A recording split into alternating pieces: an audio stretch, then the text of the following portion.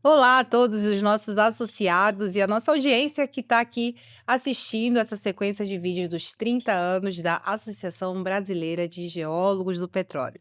Dando continuidade à nossa rodada de entrevistas de presidentes que passaram pela associação, hoje nós temos o privilégio, a oportunidade de entrevistar o Nilo Azambuja. Nilo, seja bem-vindo ao nosso programa, essa rodada de entrevistas. E, para começar, queria que você falasse um pouco de você até você chegar à presidência da BGP, um pouco da sua trajetória, como é que foi? Obrigado pelo convite, é uma honra estar aqui, poder dividir um pouco nesse evento aí, as coisas que aconteceram durante a trajetória da BGP nos últimos 30 anos. Eu sou geólogo formado pela Universidade Federal do Rio Grande do Sul, em 76, entrei na Petrobras em 77, fiquei trabalhando na Petrobras durante 30 anos e me aposentei em 2007 da Petrobras. Durante esse período, eu tive várias oportunidades dentro da Petrobras e muitos desafios. Um dos desafios que a gente teve que enfrentar foi a abertura do setor de petróleo, que era tudo fechado, era um monopólio. Então, Você pegou o início de tudo quando não exatamente, tinha nada, não né, tinha nada, não relacionado a tinha nada, e hidrocarbonetos. aí ocorreu a abertura do setor petróleo, Uhum. e dos desafios que tivemos que enfrentar foi o seguinte: existia da comunidade internacional um interesse muito grande no Brasil, mas não tinha como acessar o, o, os conhecimentos, as informações e como interagir com a comunidade internacional. Aí recebemos lá no SEMPES a visita do presidente da APG na época e dizer assim: olha, nós gostaríamos de fazer, foi aprovado na APG, fazer um congresso internacional de Uau! geologia, de geologia de petróleo no Rio de Janeiro. E a data já está marcada, é 98. Uau! E a gente O estava ano da Copa, né, também. tá em 98. E aí, mas o que precisa, né? Discutindo, não, vocês têm que ter uma associação. E essa associação tem que ter os mesmos moldes da APG, você Aham. tem que seguir as mesmas regras, os mesmos preceitos e tal. E aí? Vamos, vamos enfrentar na época? Eu disse, não, vamos embora. Ou seja, é aquele desafio que se você não gerar um desconforto em você, você não faz, né? Então geraram, na época, geraram na gente um desconforto, quer dizer, como é que você monta uma associação e atrai um congresso e tem todo o congresso em inglês e aí começamos a ter várias ideias, reuniões com o pessoal da PG e aí conseguimos fazer o primeiro congresso do Brasil, que foi em 98, e foi um sucesso, né? Mas era interessante, porque na época praticamente só tinha Petrobras, né?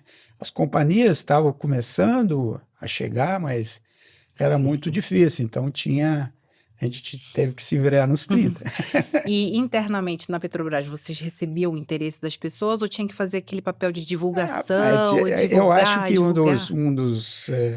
dos grandes apoios que a gente teve foi, por exemplo, o que foi superintendente do SEMPS, tinha sido diretor da Petrobras, é o Fragomeni.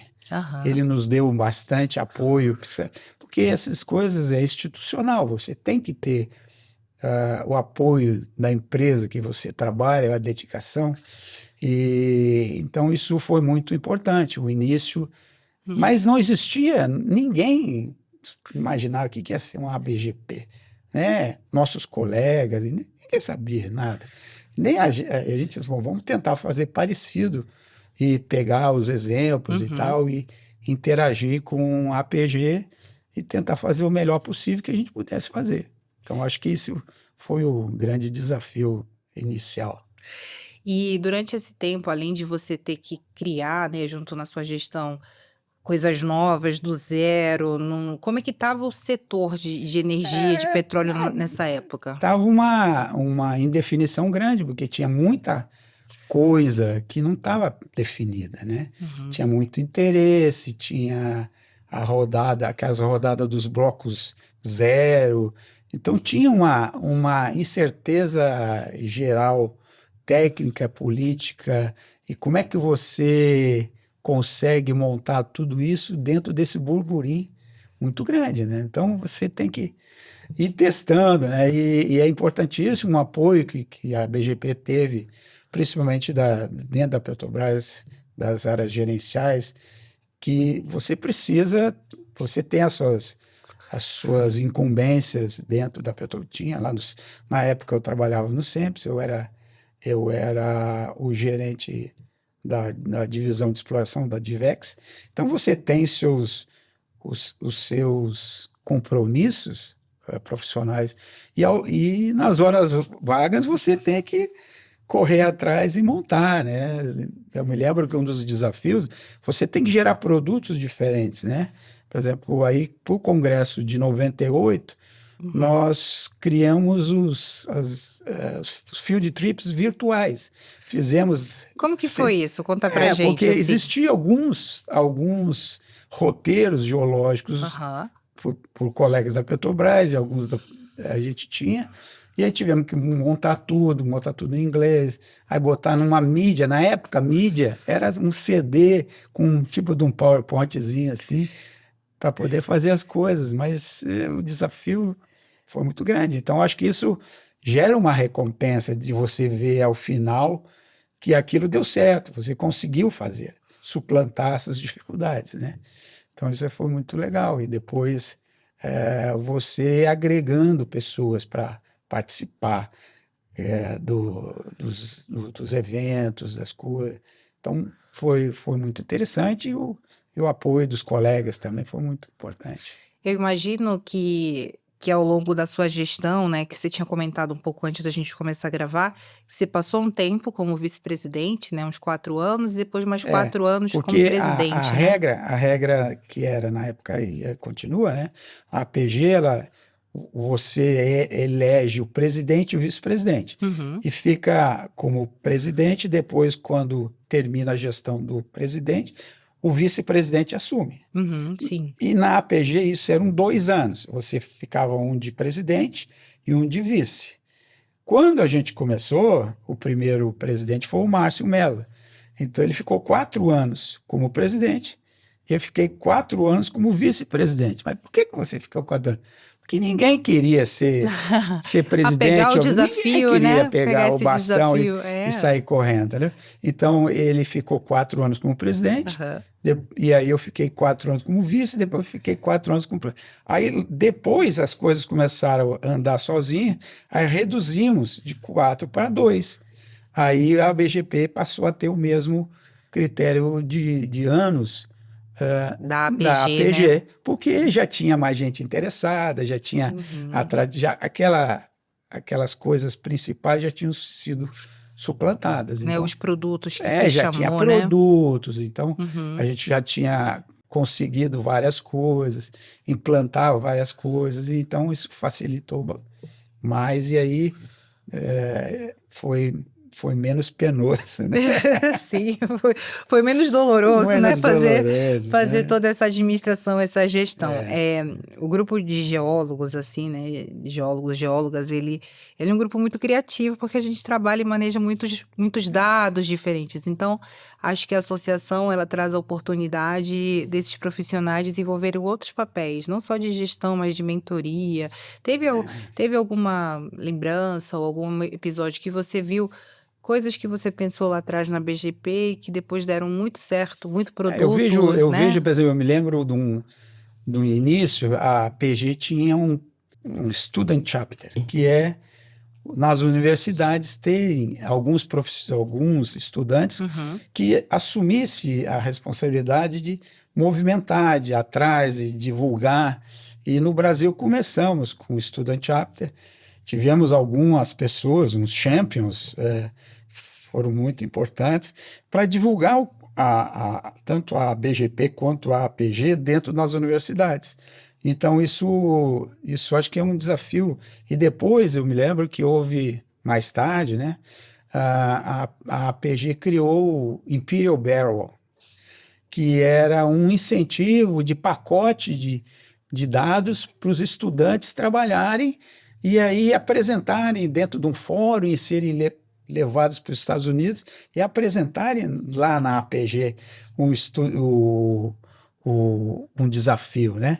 E eu me lembro que um dos champions aí foi o Hernani Chaves, o professor Hernani Chaves, que pegou isso, levou para o UERJ e conseguiu motivar vários estudantes. Depois a Colômbia fez isso também. Então, eu acho que isso é uma coisa muito legal, porque houve uma resposta não só das companhias de petróleo, mas das próprias universidades.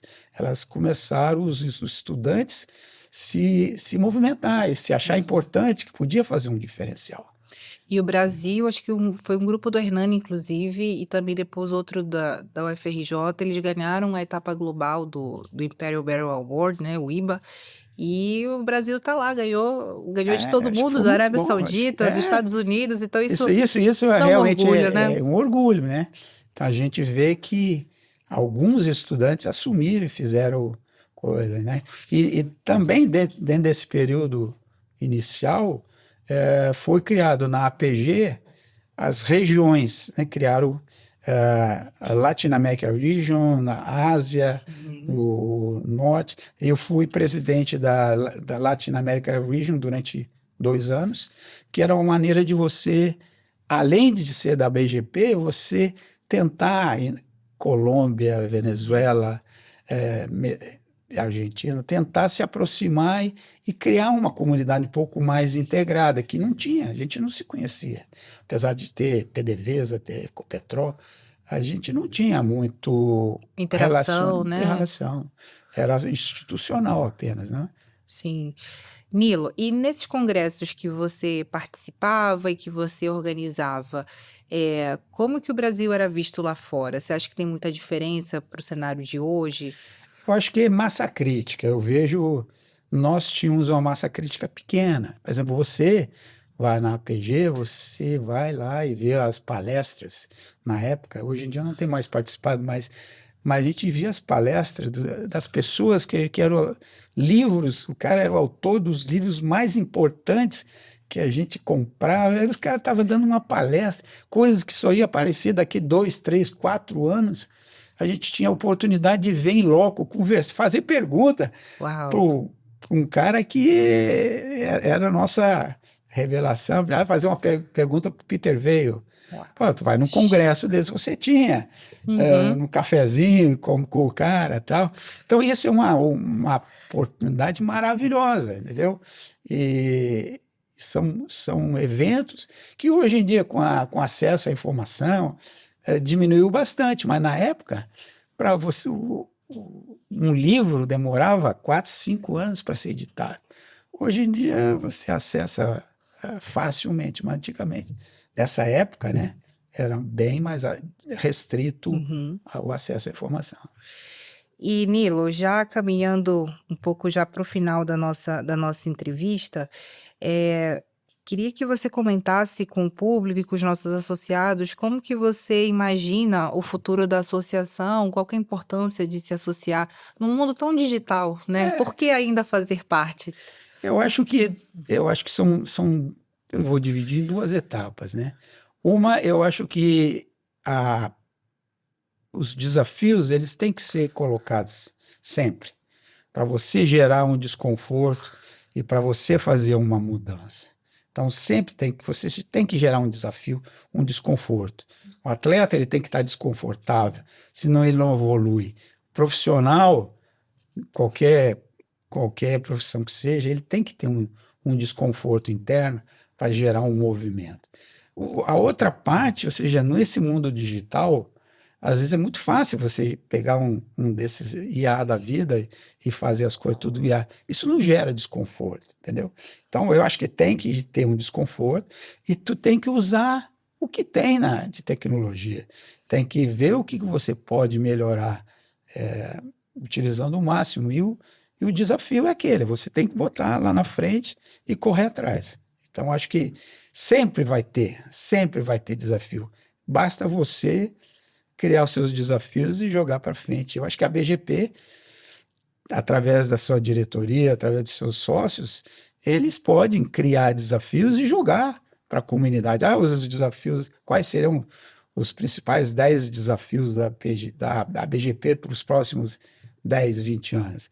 Eles têm que se manifestar. Eu vejo, por exemplo, com pesar, uma coisa que desapareceu no Brasil, eu acho que não só no Brasil, existia uma tradição de fazer os scouting meetings, que eram aquelas reuniões das empresas, e eu me lembro que a BGP era partícipe e promovia, às vezes, palestras para agregar as empresas que quisessem participar do Scout Meeting, e lá tu teria inter-relação das pessoas. Com o Covid, desapareceu, ninguém mais se reúne. É Então, verdade. isso gerou um vácuo. Eu acho que é um grande desafio. Assim, existe interesse ainda de fazer um Scout Meeting com acesso que temos hoje em dia de informação? Ou basta você fazer que eles se agreguem, mesmo para se conhecer? As pessoas hoje em dia não se conhecem mais. Não, olham uma foto, olham uma coisa, mas então é um desafio que eu acho que agregaria muito, tentar reviver alguma coisa desse tipo. E o terceiro é o seguinte, eu acho que é sempre valorizar pessoas que já tiveram a sua passagem, tipo dos prêmios da BGP, né? Sim. Reconhecer pessoas que tiveram uma grande contribuição. E os próximos também virão e ter esse reconhecimento pela comunidade. Eu acho que isso é muito importante também. Nilo, e numa frase ou num pensamento, o que a BGP representa para você, representou na sua vida? A BGP representou um marco na minha vida. Eu acho que ele me agregou muito, me trouxe muitos desafios, mas também muitos legados e muitas lembranças boas, pessoas que eu conheci, que tiveram junto comigo em desafios e tal. Eu acho que a BGP foi um marco na minha carreira, entendeu? Então, eu só desejo aos próximos presidentes que dê continuidade o máximo possível e faça uma boa gestão aí para que os associados consigam se visualizar e conseguir se realizar profissionalmente também. Nilo, muito obrigada pela sua entrevista e você que nos assiste, não perca as próximas edições acompanhando todos os nossos presidentes da BGP. Até lá.